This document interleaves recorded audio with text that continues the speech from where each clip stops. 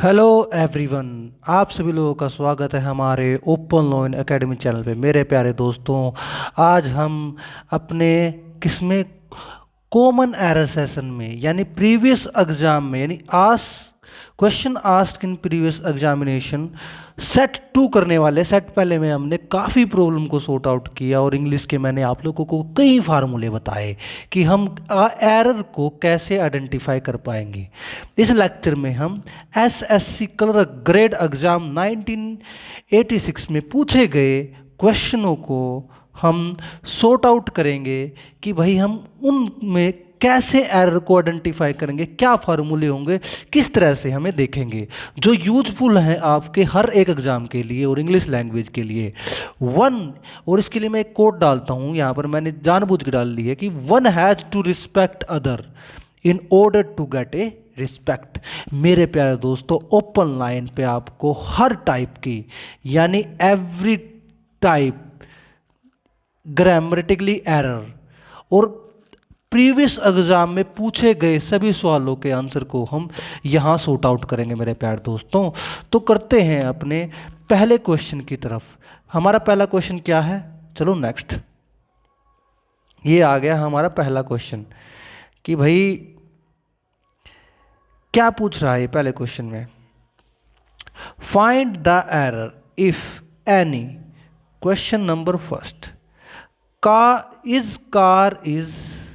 his car is more bigger than that of any of us, no error।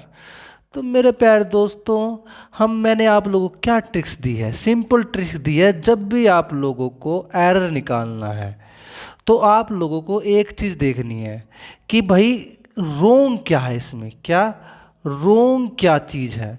जो रोंग होगी उसको identify करना है, जो राइट है ना उसको मत देखना, क्योंकि राइट तो भाई 90% इसमें क्या है, 90% राइट थिंग है और 10% इसमें रोंग चीज़ है। तो आप लोगों को क्या आइडेंटिफाई करना है, आप लोगों को रोंग चीज़ आइडेंटिफाई करनी है। राइट तो इसमें 90 है, रोंग 10 है। तो इसलिए मेरे प्यारे दोस्तों, सबसे पहले एरर का ही मीन्स होता है गलत। तो एरर होगा तो गलत, उसको आइडेंटिफाई करना पड़ेगा। तो आप लोगों का पहला क्वेश्चन क्या है और क्या आंसर होगा इसका, हिज कार इज। तो इसमें ना बी का एरर दिख रहा है मेरे को। क्यों दिख रहा है भाई फिर ये, क्योंकि और तो सारा ठीक है, सेंस वाइज भी, सेंटेंस फॉर्मेशन भी सब ठीक है भाई। तो इसमें गड़बड़ी है। तो इसमें गड़बड़ी क्यों है भाई मेरे प्यारे दोस्तों, कि भाई मोर का प्रयोग, जो ये मोर का प्रयोग है ना, ये मोर का प्रयोग ये गलत हो गया भाई, नहीं होगा। क्योंकि मोर बिगर, मोर बिगर, ये जो मोर है ना और बिगर डबल कंपैरेटिव हो गए भाई, डबल कंपैरेटिव। डबल कंपैरेटिव होने के कारण, कंपैरेटिव मतलब कि देन दे, मतलब कि भाई उस किसी चीज़ का कंपेयर करना एक दूसरे के साथ, और उनके लिए जो सिलेक्टिव वर्ड यूज किया जाता है कि भाई उससे बड़ा वो है, देन मोर, स्मॉल, लिटल, बेस्ट, ऐसे को ही हम डबल कंपैरेटिव वर्ड बोलते हैं। लेकिन इसमें क्या हो रहा है, डबल आगे, दो आगे कंपैरेटिव वर्ड, मोर भी आ गया और देन भी आ गया। तो इसके लिए क्या होगा, एक आना चाहिए ना कि दो आना चाहिए। इसलिए हमने क्या किया, मोर का इस्तेमाल, यहाँ पर मोर गलत है। तो इसलिए मोर बिगर डबल कंपैरेटिव, और डबल कंपैरेटिव का प्रयोग ऐसे वाक्यों में नहीं किया जाता। जैसे कि मैं एग्जांपल देता हूँ कि भाई he is visor then you. तो क्या आया ना, क्या आया ना कि मोर वाइजर, मोर वाइजर का इस्तेमाल करोगे।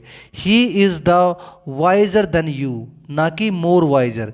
तो मेरे प्यारे दोस्तों, कंपैरेटिव, डबल कंपैरेटिव डिग्री को आप एक साथ यूज नहीं कर सकते एक सेंटेंस से। इससे सेंटेंस की सेंस रोंग हो जाती है, और सेंस रोंग हो जाने के कारण यहाँ एरर आ जाता है और आपका जो क्वेश्चन है वो गलत हो जाएगा। क्योंकि इसमें एरर यही है, किसके कारण, डबल कंपैरेटिव के कारण। तो नेक्स्ट क्वेश्चन क्या आ गया अपना भाई, नेक्स्ट क्वेश्चन, क्वेश्चन नंबर 2।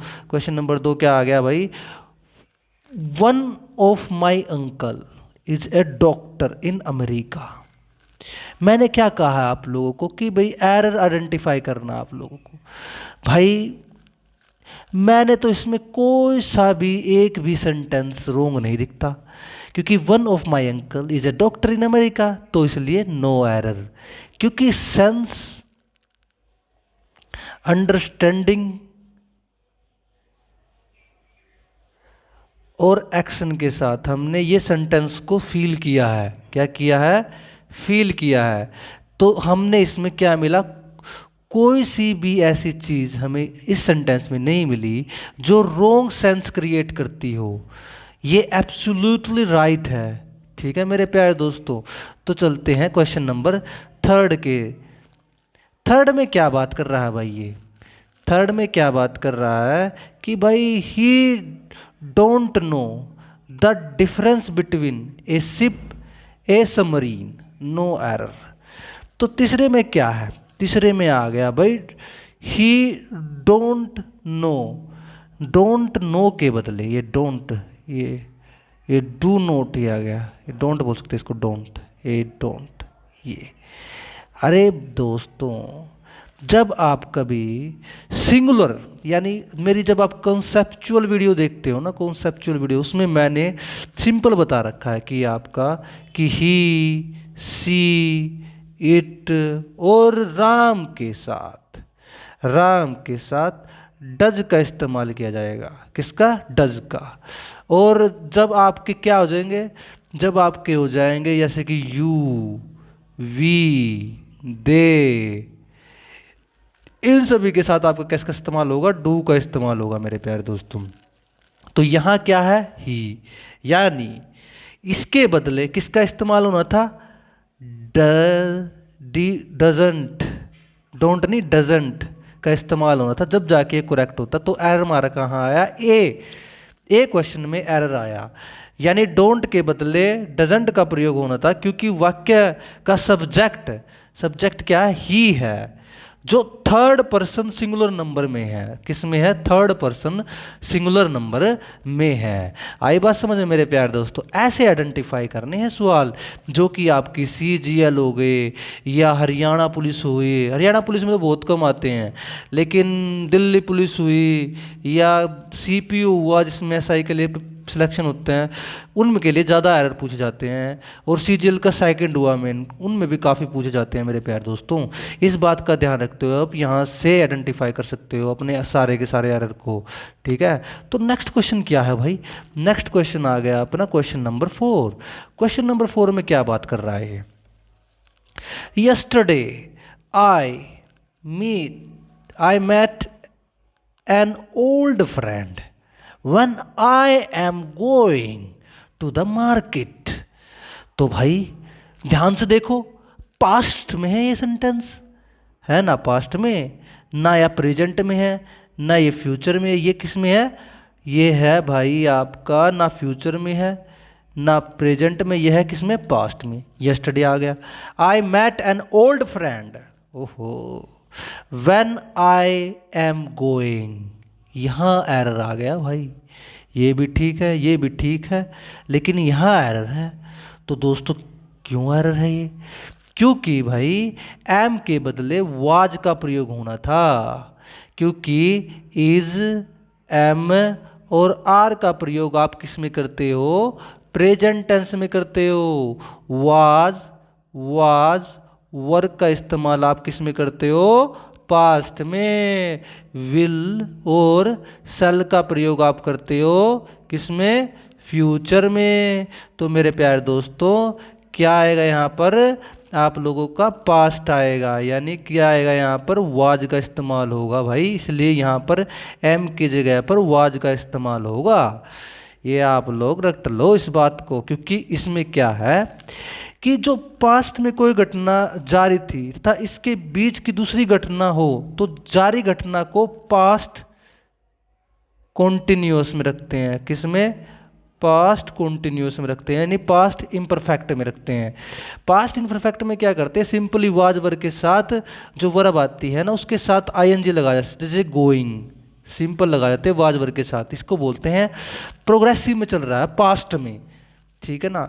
जैसे कि मैं आप लोगों को एक एग्जाम्पल बताता हूँ। एक एग्जाम्पल ले लिया मैंने, क्या कि भाई इधर लिखता हूँ वाइल। वाइल का मतलब होता है चलने वाला, मतलब कि साथ ही चलने वाला। वाइल या व्हेन, जब आई वाज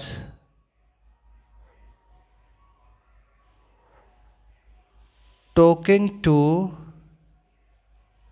मीरा। तो क्या आएगा ये, क्या है ये है आपका पास्ट कॉन्टिन्यूअस। क्या है, पास्ट कॉन्टिन्यूअस है, ठीक है ना। और उसके बाद माय फ्रेंड कैम, ये कौन सा सेंटेंस है, ये past indefinite, simple past indefinite sentence है। इनको आप ऐसे भी लिख सकते हो, while when I was talking to Meera my friend come, ठीक है मेरे प्यारे दोस्तों। और इसके साथ साथ आप यहाँ पर ये भी लिख सकते हो, क्या लिख सकते हो कि भाई इस जो है ना my friend come, my friend come past में है, ठीक है, यह पास्ट इंडेफिनिट। उसके बाद वाइल तुरंत ही, मतलब कि एक साथ वाइल का इस्तेमाल वहाँ होता है, वाइल, ड्यूरिंग, ये सभी जो सेंटेंस होते हैं ना, ये ना कंटिन्यूटी बेस पे लिखे जाते हैं। यानी वाइल का इस्तेमाल जहाँ भी लगे ना आप लोगों को लाइफ में, तो इससे पता लगता है कि एक काम के साथ दूसरा काम चल रहा है, वहाँ इस्तेमाल होता है वाइल का। ये बात याद रखें, वाइल या ड्यूरिंग का भी इस्तेमाल कर सकते हो आप।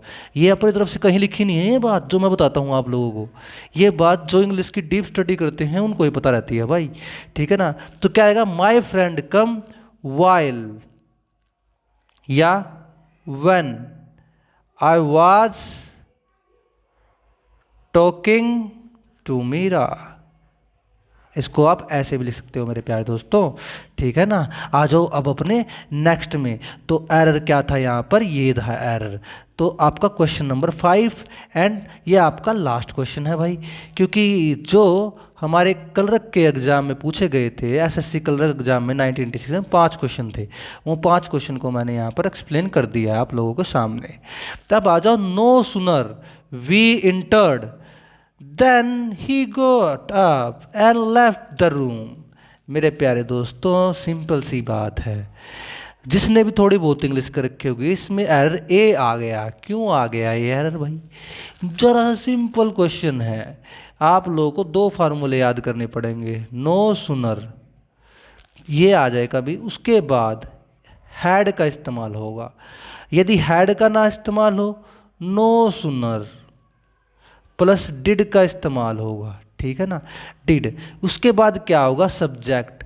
उसके बाद हेड के बाद वर्ब की थर्ड फॉर्म, सब्जेक्ट और वर्ब की फर्स्ट फॉर्म। जो डिड है ना, या डू, डज या डिड, ये पास्ट की बात हो रही है इसलिए हैड और डिड का इस्तेमाल कर रहे हो।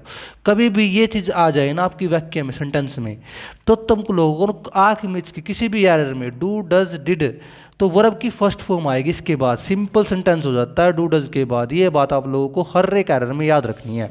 तो no sooner plus had plus subject verb की थर्ड फॉर्म आएगी। तो इसमें क्या है, नो सुनर हैड आना था ना, या हैड।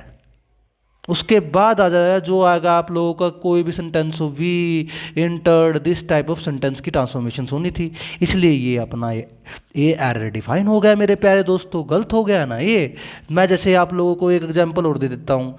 क्या एग्जांपल है कि भाई no sooner had she agreed to marry him then she starting to have a terrible terrible terrible terrible यानी मुश्किल, बहुत ज़्यादा, टेरेबल डेट, टेरेबल डेट, ऐसे इसकी सेंटेंस की ट्रांसफॉर्मेशन होगी।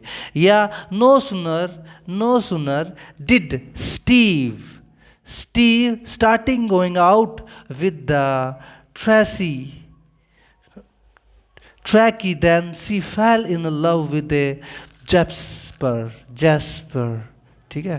ट्रेसी एक नाम है, जैप्सर भी एक नाम है, ठीक है मेरे प्यारे दोस्तों। इसी वीडियो के साथ हम ये सेशन जो 5 क्वेश्चनों कॉमन एरर है, जो 1986 में पूछे गए क्वेश्चनों के सॉल्यूशन है, यही समाप्त करते हैं। क्योंकि मैंने आप लोगों को एरर आइडेंटिफाई करना बताया है इन सभी 5 क्वेश्चनों में। तो इसी नोट के साथ मेरे प्यारे दोस्तों हम इस वीडियो को यहीं समाप्त करते हैं। जय हिंद, वंदे मातरम।